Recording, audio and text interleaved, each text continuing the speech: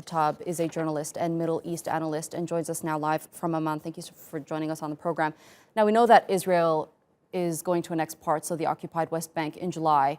Now, looking back at history and some statements we just made, this is going to highly likely cause a serious uproar between Palestinians and Israelis up until the point where Israel ends up taking full control of the land they're aiming for.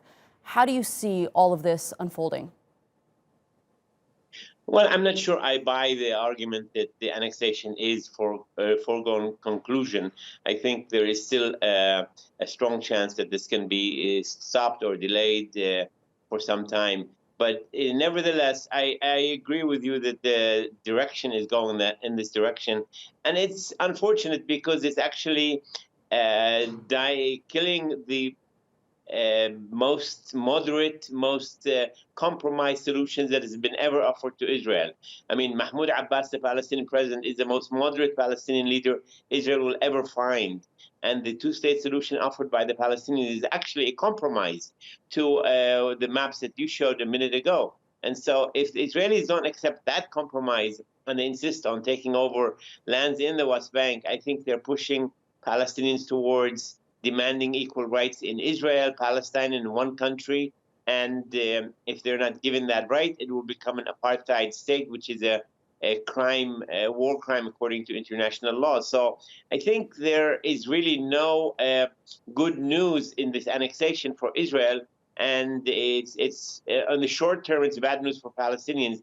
But in the long term, it's going to feed into the struggle for equality and equal rights for Palestinians. So the Israelis really have a choice to either separate and agree to two-state solution and share the power, or share the land in one state for equal rights to all people.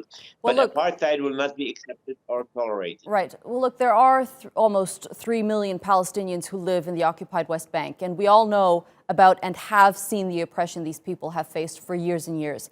What does the occupied West Bank mean to them politically, emotionally, and physically? Well, you said in the outlet, this is a Naksa, not a catastrophe. You know, in 1948, we had the catastrophe of the Palestinian refugee crisis where people left their homes. Since then, the Naksa was a setback because Palestinians did not leave their homes and they stayed put this time.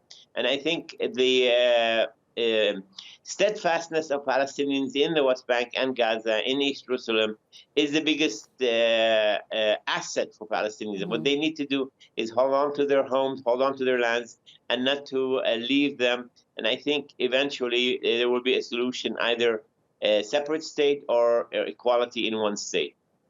All right. Daoud Kuttab, thank you so much for that analysis.